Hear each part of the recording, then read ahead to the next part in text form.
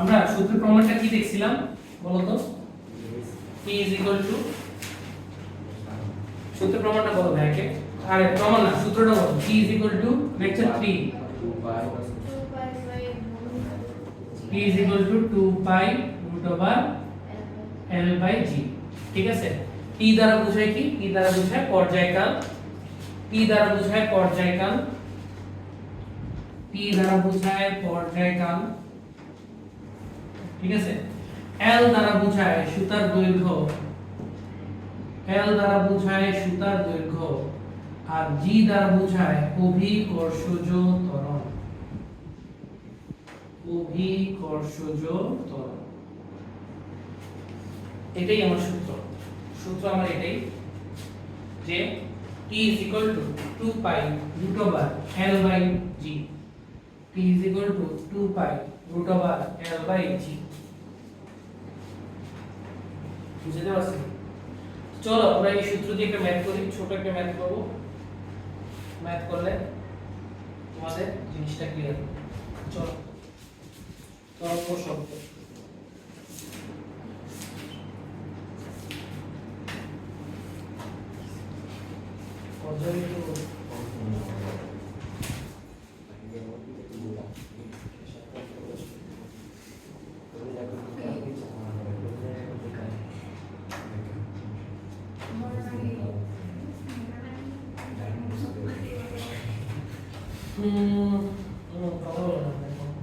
আমরা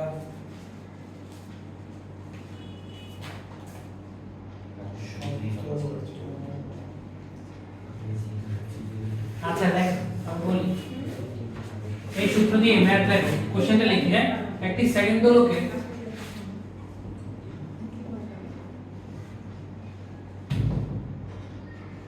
একটি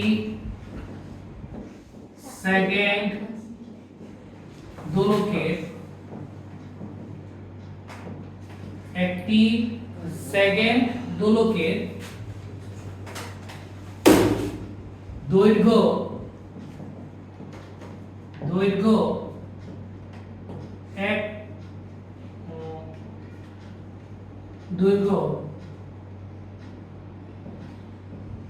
কত হবে যদি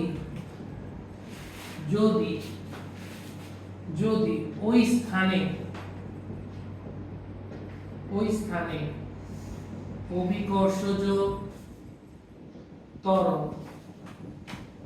9.8 মিটার পার সেকেন্ড স্কয়ার হয়। একটি সেকেন্ড দোলকের দৈর্ঘ্য কত হবে যদি ওই স্থানে, মানে যে স্থানে সরলদোলকটা আছে ওই স্থানে অভিকর্ষজ ত্বরণ 9.8 মিটার পার সেকেন্ড স্কয়ার হয়। করো তো ম্যাথটা করো তো। ম্যাথটা করো। একটি সেকেন্ড দোলকের দৈর্ঘ্য কত বলে সূত্র কিন্তু লিখে দিছি আমি, সবকিছু লেখা দেওয়া আছে।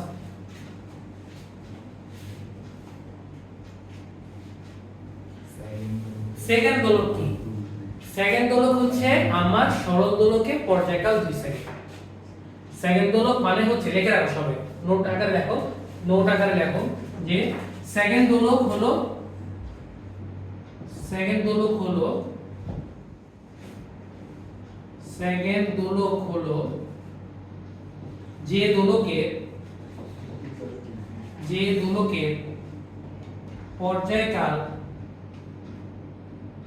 যে দোলকের পর্যায়কাল 2 সেকেন্ড।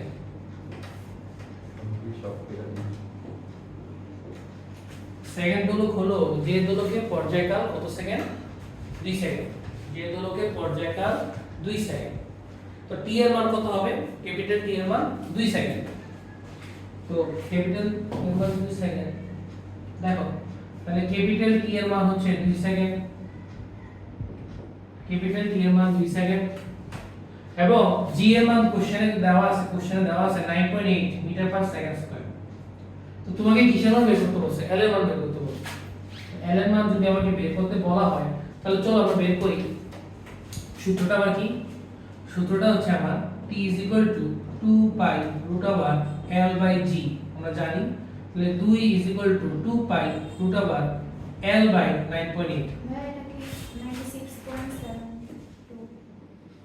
L এর মান ইয়ে আসবে 0 পয়েন্ট সামথিং আসবে 0 পয়েন্ট সামথিং দেখো আমার সাথে মিলে দেখো এখানে দেখো 2 আর 2 কি হয়ে যায় কাটা চলে যায় না আর পাইটা বাম পাশে চলে আসছে 1 বাই পাই হয়ে যাবে 1 by pi is equal to root over L by G 9.8 তাহলে বা কি করব দেখো 1 বাই পাই স্কয়ার লেখা যায় না এটাকে L into L divided by 9.8 লেখা যায় তাহলে সুতরাং L সমান আমরা বলতে পারি 1 by pi whole square into 9.8 কত আসে বলো এবার হিসাব করো এটা হিসাব করে দেখো এটা যেটা আসবে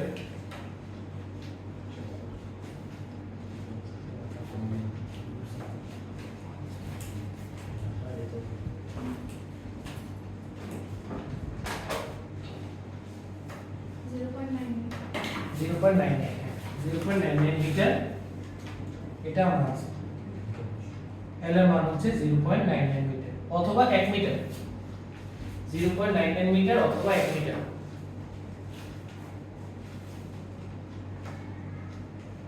তাহলে বোঝা যাইতেছে একটা কথা যে 1 মিটার এটা প্রায় 1 মিটার না হিসাব করে তো প্রায় 1 মিটার সমান তাহলে 1 মিটার দৈর্ঘ্যের সরল দোলক যদি 9.8 অভিকর্ষজ ত্বরণ স্থানে যদি থাকে তাহলে তার দোলনকাল কত হবে 2 সেকেন্ড মানে 2 সেকেন্ডে একটা পূর্ণ পর্যায় সে সম্পন্ন করবে ক্লিয়ার দেখো কারো কোনো কোশ্চেন থাকলে ভাইকে বলো কারো কোনো প্রকার কোনো কোশ্চেন থাকলে ভাইকে বলো আসো আসো এটা হচ্ছে আমাদের সেকেন্ড দোলকের এটা হচ্ছে আমাদের তরঙ্গ শব্দ তরঙ্গ ও শব্দ তরঙ্গ শব্দ চ্যাপ্টারের তরঙ্গ শব্দ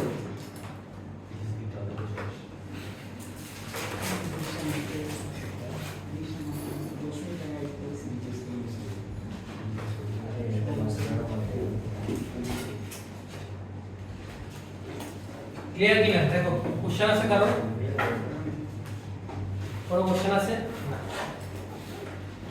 তো এটার ম্যাথ তোমাদের বইয়ে এত বেশি আসে না আসলেও মানে অনেক মানে কি বলে এটা তো কোনো প্রমাণ তোমাদের বইয়ে নাই জাস্ট একটা সূত্র দেওয়া আছে এই সূত্রে একটা প্রমাণ মানে ম্যাথ করলো আর কি এটা এত বেশি আমাদের ইম্পর্টেন্ট না ইম্পর্টেন্ট টপিক এখন থেকে শুরু হবে আমাদের ইম্পর্টেন্ট টপিক আমরা সূত্র শুরু করব আমরা কি বললাম পুরো 2 লেকচারে পর্যাবৃত্ত গতি পড়ছি স্পন্দন গতি পড়ছি সরল চলিত স্পন্দন গতি পড়ছি এবং আমরা এখানে সরল দোলকের একটা পর্যায়কালের সূত্র আমরা প্রমাণ করছিলাম এই টপিকগুলো তো পড়ছি এখন আমরা টপিক শুরু করব তরঙ্গ যে চ্যাপ্টারের নাম তরঙ্গ শব্দ তরঙ্গ থেকে আমাদের পড়াটা শুরু হবে লিখি আমরা সবাই তরঙ্গ সবাই আমরা লিখি তরঙ্গ তরঙ্গ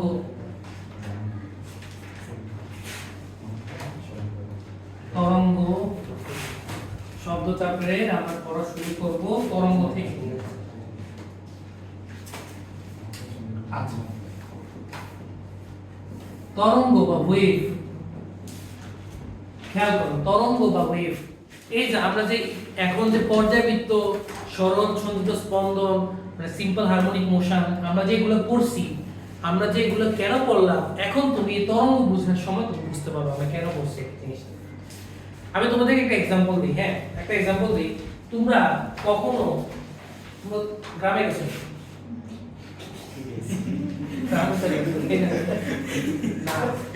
এখনকার পোলা বান্ধব তো গ্রামে যায় না বা গ্রামে যেতে চায় না অনেকে আছে নেক্সট জেনারেশন মধ্যে যারা ছোট আর কি তারা তো দেখে না ঠিক আছে যারা আমি ছোট মান তোমার মতো পুরোদিন গ্রামে যায়নি জীবনে গ্রামে যায়নি না আমরা সবাই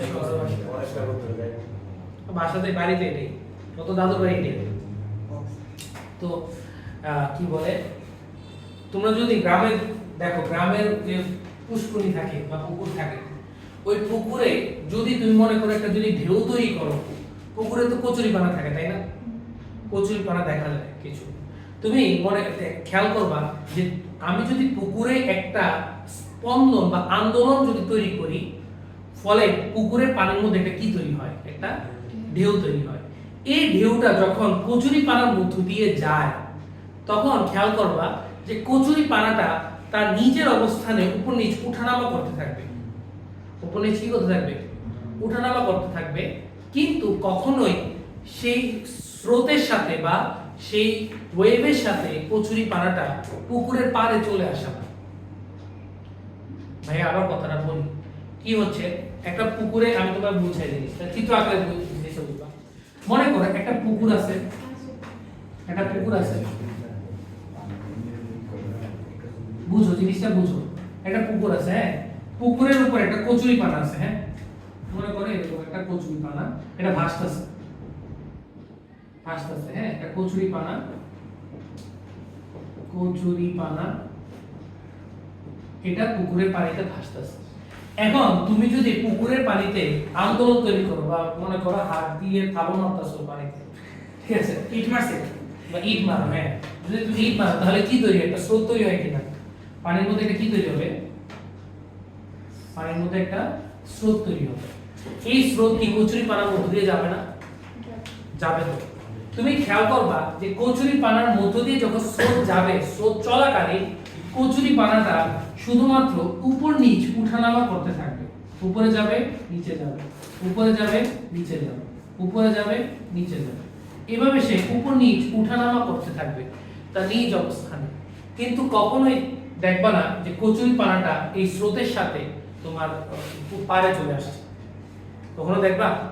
তুমি পানিতে যদি একটা স্রোত তৈরি করে, খেয়াল করো, তুমি মনে করো একটা বল রাখছো, মনে করো কচুরি পানা একটা বল রাখছো পানির মধ্যে, একটা বল, ঠিক আছে, নরমাল একটা পানি, একটা পাত্র নিবা, পানির মধ্যে বল রাখবা, তুমি পানির মধ্যে এভাবে একটু মানে ঝাপটাবা, জিনিস হাতটা ঝাপটাইলে দেখবা যে স্রোত তৈরি হইতাছে আর বলটা তার নিজের জায়গায় জাস্ট উঠানামা করতেছে, উপর নিচ উঠানামা।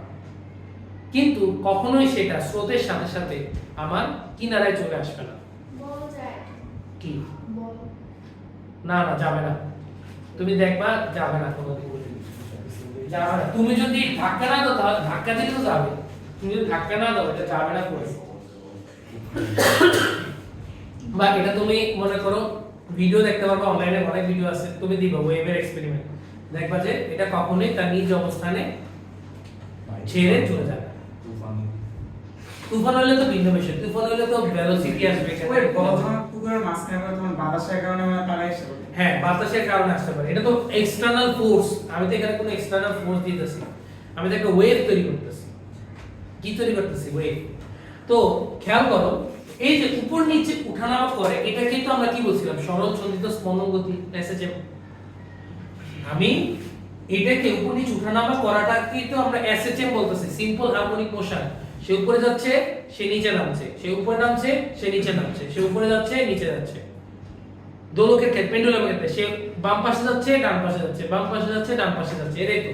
বাম ডান উপর নিচ এগুলো তো সব এসএচএম। কথা কি বুঝাতে পারছি? Simple harmonic motion. তো খেয়াল করো, তরঙ্গ হচ্ছে আসলে, তাহলে তরঙ্গ জিনিসটা কি? তরঙ্গ জিনিসটা হচ্ছে শক্তি প্রবাহ। এই যে তুমি যে হাত দিয়ে ঝাঁপাইছো, তুমি ফোর্স দিছো না? তুমি তো ফোর্স দিছো বা তুমি একটা এনার্জি দিছো, এই এনার্জিটা তরঙ্গের মধ্যে মানে পানির মধ্যে, পানির সারফেসে ওয়েভ আকারে সঞ্চারিত হয়েছে। অর্থাৎ আমি বলতে চাচ্ছি তরঙ্গ মানে শক্তি প্রবাহ। সিম্পল কথা, তরঙ্গ মানে শক্তি প্রবাহ বা এনার্জি প্রবাহ।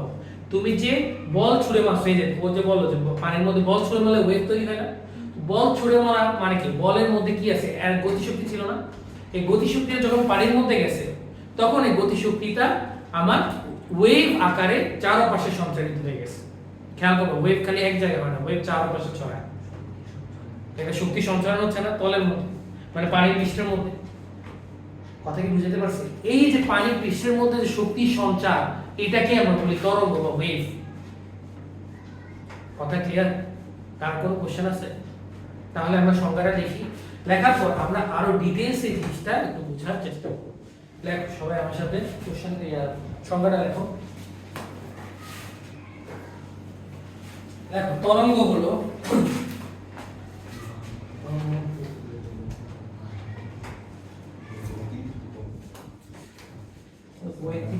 ভালো হয়।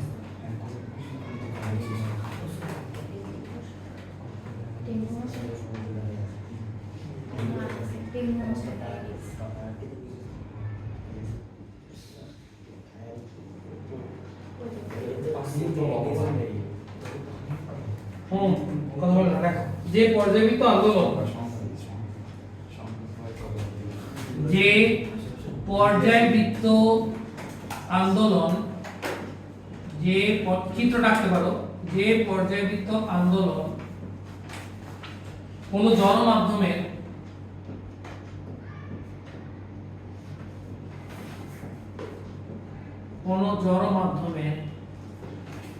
এক স্থান থেকে অন্য স্থানে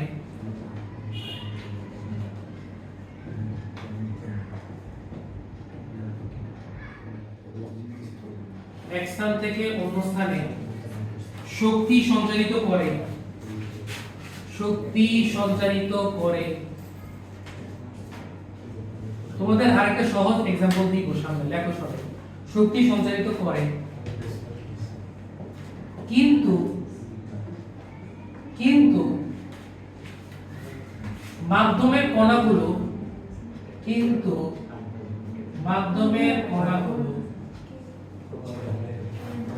স্থানান্তরিত হয় না। এই কথা বলেন না, এই মাধ্যমের কণাগুলো স্থানান্তরিত হয় না, তাকে তরঙ্গ বলে। যে পর্যায়বৃত্ত আন্দোলন কোন জড় মাধ্যমে এক স্থান হতে অন্য স্থানে শক্তি সঞ্চারিত করে কিন্তু মাধ্যমের কণাগুলো স্থানান্তরিত হয় না, মাধ্যমের কণাগুলো কি হয় না, স্থানান্তরিত হয় না, তাকে আমরা কি বলবো, তরঙ্গ বলবো। লেখো সবাই লেখো।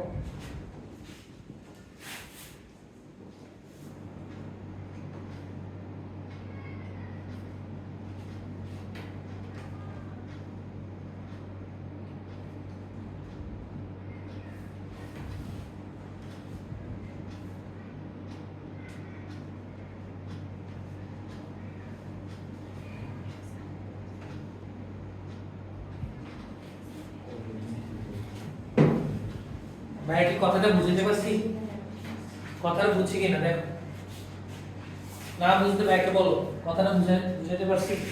আমার যে পর্যায়বৃত্ত আন্দোলন কোন জড় মাধ্যমে এক স্থান থেকে অন্য স্থানে শক্তি সঞ্চারিত করে কিন্তু মাধ্যমের কণাগুলো কি করে না, স্থানান্তরিত করে না, তাকে আমরা বলবো তরঙ্গ বা ওয়েভ।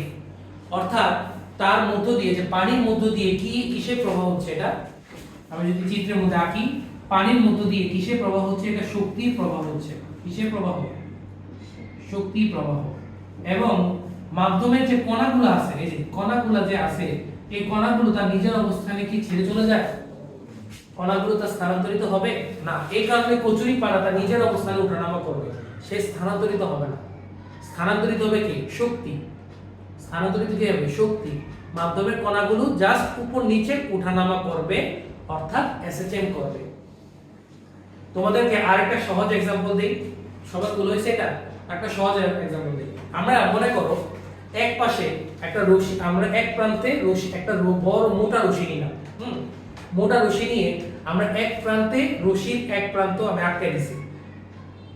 জিনিসটা কি বলতেছে দেখো, আমরা এটা বুঝে নিই, আমরা আরো ক্লিয়ার জিনিসটা বুঝতে চাই, একটু দেখো, মনোযোগ দিয়ে দেখো। মনে করো আমরা রশির এক প্রান্তকে এটার সাথে কানেক্ট করে দিলাম, এটা একটা রশি, খেয়াল করো, এটা হচ্ছে আমার একটা রশি, এটাকে আমরা এক প্রান্তে কি করে দিলাম, কানেক্ট করে দিলাম, ঠিক আছে। এবং আমি কি করব, এখানে একটা ঝাপটা মারব। তো ঝাপটা মারলে কি তৈরি হবে? একটা ওয়েভ তৈরি হবে কিনা? ওয়েভ তৈরি হবে কিনা? আমার ওয়েভ, এরকম একটা ওয়েভ তৈরি হবে কিনা? দেখো এরকম একটা ওয়েভ তৈরি হবে কিনা রশির মধ্যে, গিটারের মতো। হ্যাঁ, এরকম একটা ওয়েভ তৈরি হবে কিনা? এটা রশি, মনে করো এই যে স্ট্রেট লাইন বরাবর একটা রশি নিলাম এবং আমি এখানে একটা ঝাপটা মারলাম। তো ঝাপটা মারাতে আমার একটা ওয়েভ তৈরি হচ্ছে কিনা? ওয়েভ তৈরি হচ্ছে। তো ওয়েভ যে তৈরি হচ্ছে এটার মধ্যে দিয়ে কি, যে আমি যে এনার্জি দিলাম না একটা, আমি তো ইয়ার মধ্যে, দড়ির মধ্যে একটা এনার্জি দিয়ে এটাকে ঝাপটা দিছি। তো এই এনার্জিটা অবশ্যই আমরা জানি শক্তিবিদ্যুতার সূত্র অনুসারে শক্তি কি হয়, এক স্থান থেকে অন্য স্থানে রূপান্তরিত হয় বা স্থানান্তরিত হয়। তাহলে আমার কি স্থানান্তর হচ্ছে এই তরঙ্গের মধ্য দিয়ে? শক্তি, এনার্জি যাচ্ছে এক স্থান থেকে আরেক স্থানে। কিন্তু রশ্মির মধ্যে যে রশ্মির যে বিন্দুগুলো আছে বা রশ্মির যে কণাগুলো আছে, এই কণাগুলো কি এখান থেকে এখানে চলে গেছে? রশ্মির পয়েন্ট বিন্দুগুলো কি চলে গেছে? রশ্মির যে মনে করো সুতার যে ইয়াগুলা কণাগুলা, ঠিক আছে, ওইগুলা কি চলে গেছে আমার শক্তির সাথে? না। এই কারণে আমার সংজ্ঞাতে এটাই বলছে যে মাধ্যমের কণাগুলো কি হয় না, স্থানান্তরিত হয়। এই যে রশ্মির প্রত্যেকটা পয়েন্ট, এই যে প্রত্যেকটা পয়েন্ট তার মাধ্যমের কণা, প্রত্যেকটা। এবং এই পয়েন্টগুলো কি করবে বলো তো? এই পয়েন্টগুলো কি করবে? আমার তো সামনে এনার্জি ফ্লো হচ্ছে, শক্তির ফ্লো, শক্তি প্রবাহ, তাই না? শক্তি প্রবাহ সামনে যাচ্ছে, শক্তিটা কই যাচ্ছে? সামনে যাচ্ছে। আর এই কণাগুলো কি করবে? এই কণাগুলো দেখবা শুধুমাত্র উপর নিচ উঠানামা করতে থাকবে। এটা উপরে যাবে, এটা নিচে যাবে, এটা উপরে যাবে, এটা নিচে যাবে, এটা উপরে যাবে, এটা নিচে যাবে। এবং খেয়াল করবা যে এগুলো স্ট্রেট লাইন হয় না, একটু স্ট্রেট লাইন হবে, এগুলো একটু স্ট্রেট লাইন হবে। মনে করো এটা উপরে উঠবে, এটা নিচে নামবে, এটা উপরে উঠবে, এটা আবার নিচে নামবে। তাহলে জিনিসটা খেয়াল করবা যে যে কণাগুলো এখন উপরে আছে এই কণাগুলো আবার নিচে চলে যাবে, যে কণাগুলো নিচে আছে এই কণাগুলো আবার উপরে উঠে যাবে। অর্থাৎ এটা হচ্ছে কণা স্পন্দনের দিক, এটা হচ্ছে স্পন্দনের দিক। আর এই বরাবর হচ্ছে হরিজন্টাল বরাবর শক্তি প্রবাহের দিক, হরিজন্টাল বরাবর শক্তি প্রবাহের দিক, আর উল্লম্ব বরাবর স্পন্দনের দিক। এটা হচ্ছে স্পন্দন, কণাগুলো স্পন্দন হচ্ছে, কণাগুলো কি হচ্ছে? স্পন্দন হচ্ছে। এটা হচ্ছে স্পন্দনের দিক, স্পন্দনের দিক। ভালো করে মনোযোগ দিয়ে, খুব ইম্পর্টেন্ট টপিক। এটা হচ্ছে শক্তির প্রবাহের দিক, আর এটা হচ্ছে শক্তি প্রবাহের দিক। লেখা একটু কষ্ট করে, শক্তি প্রবাহের দিক হরিজন্টালে, আর ভার্টিক্যালে আমার স্পন্দনের দিক। ভার্টিক্যালে কিসের দিক এগুলা? ভার্টিক্যালে আছে আমার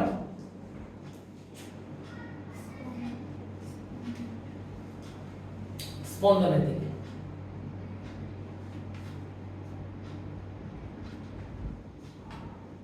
কথা কি বুঝতে পারছি?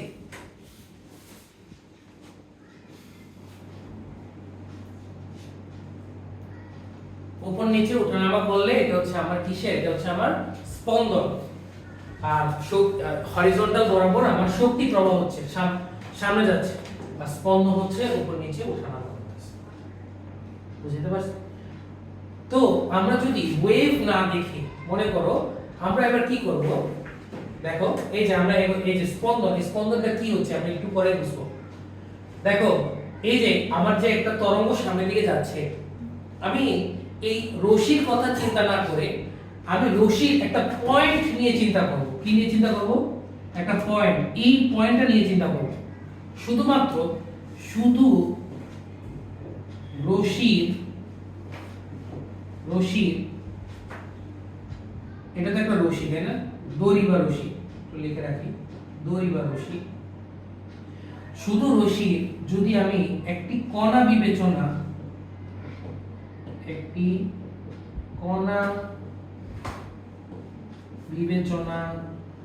করলে, শুধু রশির একটা কণা বিবেচনা করবো। দেখো একটা কণা চিন্তা করবো, জাস্ট এই যে মনে করো এই কণাটাই চিন্তা করতেছে, এই কণাটা, ঠিক আছে? এই কণাটা কি করবে? এই কণাটা এই অবস্থানটাকে কি বলে? এই অবস্থানটাকে কি বলে? তার সাম্যাবস্থান। কি বলে এটা? সাম্যাবস্থান। এটা তো এই যে এটা যখন রশি স্পন্দন শেষ হয়ে যাবে তখন রশিটা আবার স্ট্রেট লাইন চলে আসবে না? তাহলে এই অবস্থানটা তার কি অবস্থান? সাম্যাবস্থান। তাহলে এটা হচ্ছে তার সাম্যাবস্থান। সাম্যাবস্থান থেকে কণাটা উপরের দিকে যাবে, তাই না? উপরের দিকে যাবে, এরপর কণাটা আবার নিচের দিকে যাবে। এই অবস্থানটাকে বলা হয় তার বিস্তার। এই অবস্থানটাকে কি বলা হয়? তার বিস্তার। এর চেয়ে উপরে তো সে উঠবে না, তাই না? তাহলে আমি শুধুমাত্র খেয়াল করো, আমি শুধুমাত্র কি নিয়ে আলোচনা করতেছি? শুধুমাত্র একটা কণা দেখতেছি, জাস্ট একটা কণা দেখতেছি। তো কণাটা উপরে গেল 1 নাম্বার, উপরে গেল, আবার নিচে নামলো 2 নাম্বার। এখানে এসে থেমে যাবে নাকি আবার নিচে যাবে? দেখো কণাটা আবার নিচে যাচ্ছে না? কণাটা তো আবার নিচে যাবে, তাহলে আবার নিচে গেল 3 নাম্বার, এটা নেগেটিভ বিস্তারে গেল। আবার সে উপরে উঠে আসলো 4 নম্বর। তাহলে একটা পূর্ণ স্পন্দন সম্পন্ন করছে এখানে। সাম্যাবস্থান থেকে যাত্রা শুরু করে আবার সাম্যাবস্থানে ফিরে আসছে কিনা বুঝো।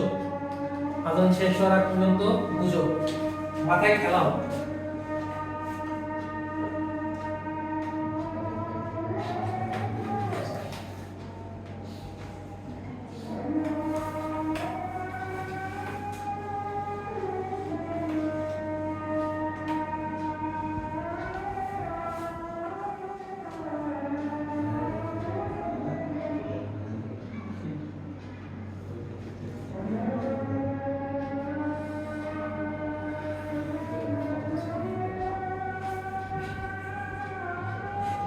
আজানটা শেষ হোক, হ্যাঁ তোমরা বুঝো, না বুঝতে ভাইকে বলো একটু দেখো, তাড়াহুড়ো কিছু নেই।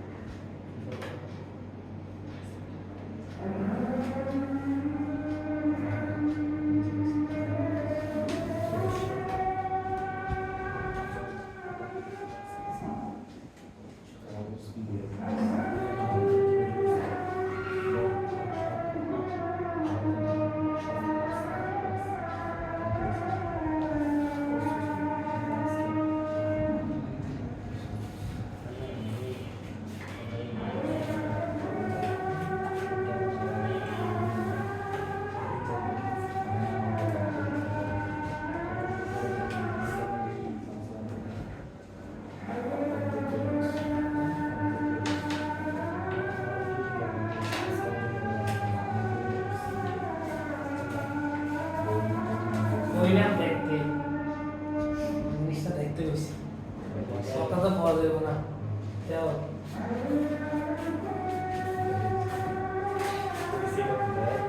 ও তোমাদের ক্লাস শুরু হবে 9 তারিখ থেকে। 9 জুলাই বৃহস্পতিবার।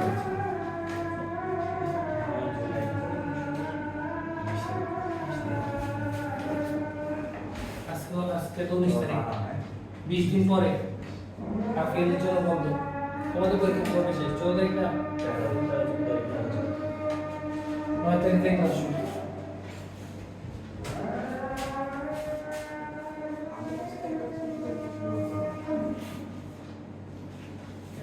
তারিখ থেকে ক্লাস শুরু।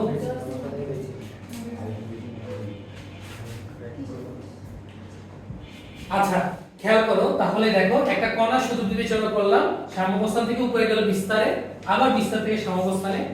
ওই যে আমরা যে সরলদোলককে 4 ভাগে ভাগ করছিলাম, ঠিক সিমিলার 4 ভাগে ভাগ করা যায়। তাহলে এটা আবার কি একটা গতি? এটা এসএচএম গতি না? এটা আমার কি গতি? এটা এসএচএম গতি। তাহলে এটা আমার একটা এসএচএম গতি। আমরা কি গতি? এটা সিম্পল হারমোনিক মোশন। এই কারণে তোমাদেরকে এসএচএমটা পড়াইছি। এসএচএমটা এই কারণে পড়ানো যাতে তোমরা বুঝতে পারো যে এই কণাগুলো কি করতেছে, সিম্পল হারমোনিক মোশন বা এসএচএম করতেছে। সরলচন্দ্রিত স্পন্দনে তারা গতিশীল, কিন্তু তাদের মধ্য দিয়ে শক্তির ফ্লোটাকে আমরা বলতেছি ওয়েভ বা তরঙ্গ। বুঝতে পারছি? কারো কোনো প্রকার কোশ্চেন আছে এখানে? না। তাহলে তরঙ্গ জিনিসটা আমরা বুঝলাম। তোমাকে যদি কেউ বলে যে তরঙ্গ মানে কি, এক ভাষায় যদি বলো তাহলে এক কথায় উত্তর তরঙ্গ মানে শক্তির ফ্লো, শক্তি প্রবাহ। তরঙ্গ মানে কি? শক্তির প্রবাহ, যে কোনো মাধ্যমে শক্তির প্রবাহ। ঠিক আছে, চলো তাহলে আমরা তরঙ্গ জিনিসটা বুঝলাম। এবার আসো যে আমরা তরঙ্গের প্রকারভেদটা আমরা একটু দেখব। মাধ্যমের উপর বেস করে তরঙ্গকে কয় ভাগে ভাগ করা যায় এটা আমরা দেখব। মাধ্যমের উপর ভিত্তি করে তরঙ্গকে 2 ভাগে ভাগ করা যায়। কয় ভাগে? 2 ভাগে। মাধ্যমের উপর বেস করে একটা হচ্ছে যান্ত্রিক তরঙ্গ, আর একটা হচ্ছে আমার তড়িৎ চুম্বকীয় তরঙ্গ। লিখি আমরা, লেখাপড়া না আলোচনা করি। লেখ, মাধ্যমের উপর ভিত্তি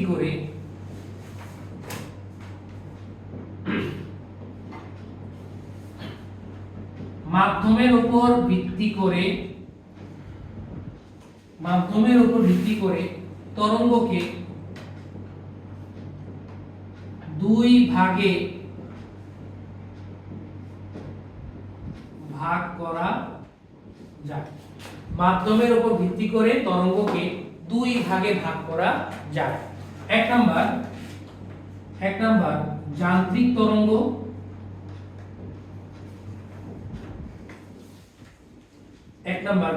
তরঙ্গ, অর্থাৎ যে সকল তরঙ্গ সঞ্চালনের জন্য মাধ্যমের প্রয়োজন তাকে আমরা বলি যান্ত্রিক তরঙ্গ। তাকে আমরা কি বলি?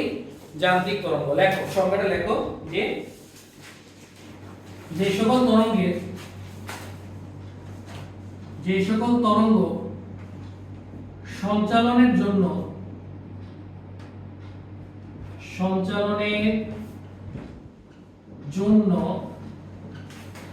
মাধ্যমের প্রয়োজন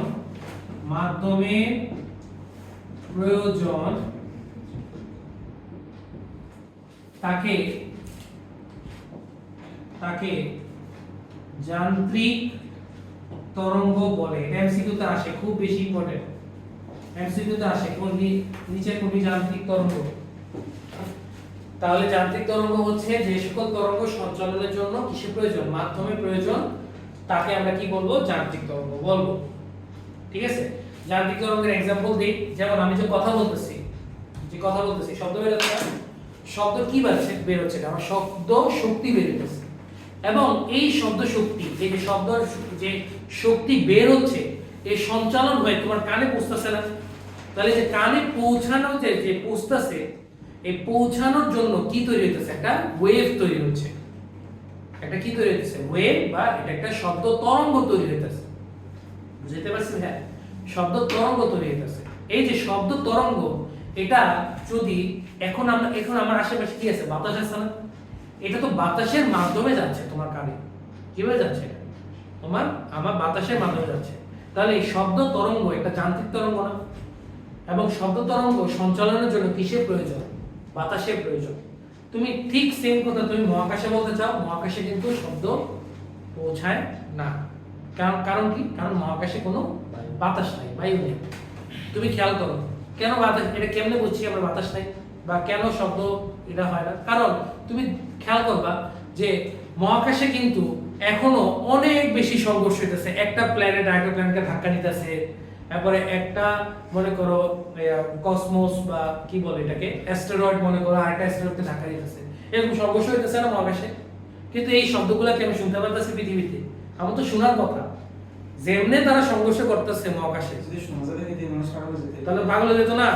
এভাবে তো আমাদের তো সৃষ্টিকর্তা তো এভাবেই আমাদের পুরো এটাকে তৈরি করেছে, যাতে আমরা ওইরকম অসুবিধা যাতে ফিল না করি পৃথিবীতে, তাই না? তো এই যে সংঘর্ষ হচ্ছে, এই শব্দগুলো কেন আমাদের কানে আসতেছে না? কারণ এখানে তো বাতাস নাই। বাতাস আছে কিনা? মহাকাশে তো বাতাস নাই। এই কারণে ওই শব্দটা সঞ্চারিত হয়ে আমাদের কানে এসে পৌঁছায় না। তো তারা শুনে? বুঝি না। যে যারা থাকে তারা শুনে? ওখানে বাতাসই তো নাই, ও। বাতাস নাই তো ওরাও শুনবে না, আমরাও শুনবো না। কথা বুঝতে পারছো? মানে আছে কিনা এটা তো এলিয়েন কি আসেনি, এটা তো এখনো নিজেদের কথা শোনা না? বুঝি না। মানে আপনি যে বলতেছেন আপনি শুনতেছেন, হ্যাঁ। ওইখানে নিজেদের কথা শোনা যায়?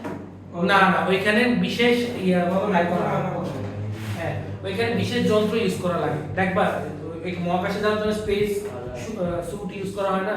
ওই স্পেস স্যুটের মধ্যেই একটা ট্রান্সমিটার বা যে কোনো মাইক্রোফোন দেওয়া থাকে, ওইটা ইউজ করে করা হয়। ঠিক আছে? মানে তুমি খালি গলায়, তুমি যদি মহাকাশে তো আমরা খালি হাতে যেতে পারবো না, আমাদের তো একটা স্যুট পরা লাগবে। ওই স্যুট কেন পরা লাগবে এটাও পঞ্চম অধ্যায় চ্যাপ্টারে পড়া। ঠিক আছে? ওইটা তো আমরা পড়বো, কিন্তু আমরা তো খালি এভাবে যেতে পারবো না, নরমাল যেতে পারবো না। তো ওইখানে আমরা এভাবে যদি নরমালি কথা বলতে যাই, কোনো আওয়াজ কানে পৌঁছবে না, কারণ বাতাস নাই। বাতাস না কারণে শব্দটা পৌঁছাবে না। তাহলে শব্দ তরঙ্গ একটা কি তরঙ্গ? যান্ত্রিক তরঙ্গ। ঠিক সিমিলার, একটু আগে যে एग्जांपल দিলাম, পানির তরঙ্গ, পানির ওয়েভ। এটা পানির ছাড়া কি সম্ভব ওয়েভটা তৈরি হবে না? তাহলে পানির মাধ্যম দরকার, তাহলে পানি একটা শব্দ তরঙ্গ। ঠিক সিমিলার ভাবে আরেকটা তরঙ্গের কথা বলা যায়, সেটা হচ্ছে আমার কি বলা যায়? আচ্ছা এগুলাই আমরা লিখি। যেমন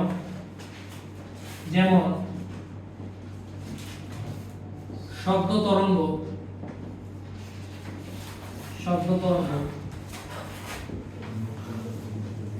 বায়ু তরঙ্গ আর পানি তরঙ্গ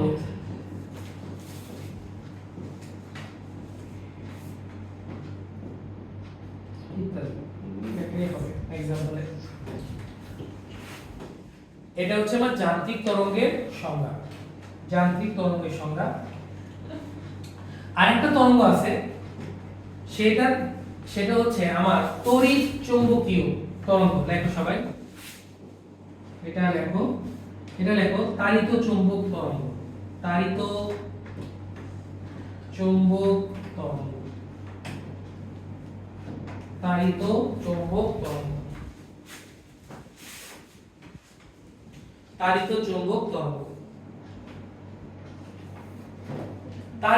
তরঙ্গ হচ্ছে যে সকল তরঙ্গ সঞ্চালনের জন্য মাধ্যমের প্রয়োজন হয় না। যে সকল তরঙ্গ সঞ্চালনের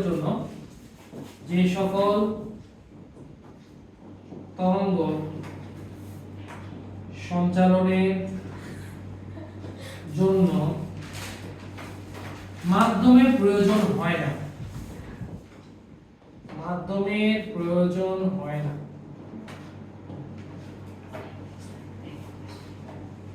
যে সকল তরঙ্গ সঞ্চালনের জন্য মাধ্যমের প্রয়োজন হয় না তাকে আমরা কি বলবো? যে সকল তরঙ্গ সঞ্চালনের জন্য মাধ্যমের প্রয়োজন হয় না তাদেরকে আমরা বলবো হচ্ছে তাড়িত চৌম্বক তরঙ্গ। একটা एग्जांपल দেই, আলো। মহাকাশে সূর্য থেকে আলোটা পৃথিবীতে আসে, খেয়াল করো। তরঙ্গ মানে কি বলছি? এক কথায় উত্তর। তরঙ্গ মানে কি? শক্তি প্রবাহ। সূর্য থেকে আলোক শক্তি আসে, তাই না? আলোটা সঞ্চারিত না, এই এনার্জিটা সঞ্চারিত হয়ে পৃথিবীতে আসে। তাহলে এই আলো যে আসে এটা কি শূন্য মাধ্যমে আসে না? মানে বায়ু শূন্য মাধ্যমে তো আসে পৃথিবীতে। তাহলে আলো একটা কি তরঙ্গ? তড়িৎ চৌম্বক তরঙ্গ। এরপরে স্যাটেলাইটে যে তরঙ্গ, রেডিও থেকে স্যাটেলাইটের সাথে যে কানেকশন, বেতার তরঙ্গ একটা কি তরঙ্গ? তাড়িত চৌম্বক তরঙ্গ। ঠিক আছে, এরকম দুইটা एग्जांपल লিখলেই হবে। যেমন আলোক তরঙ্গ,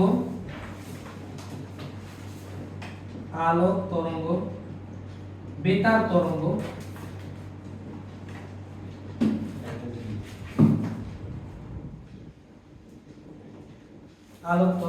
বেতার তরঙ্গ ইত্যাদি।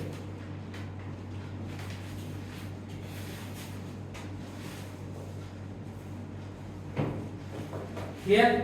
তাহলে আমরা আজকে এতটুকুই রাখবো। ঠিক আছে, আপনি পরীক্ষা তোমরা তো দিচ্ছই, তোমরা ভালো করে দিবা। আচ্ছা, সমস্যা নেই, ভালো করে পরীক্ষা দিবা। ঠিক আছে।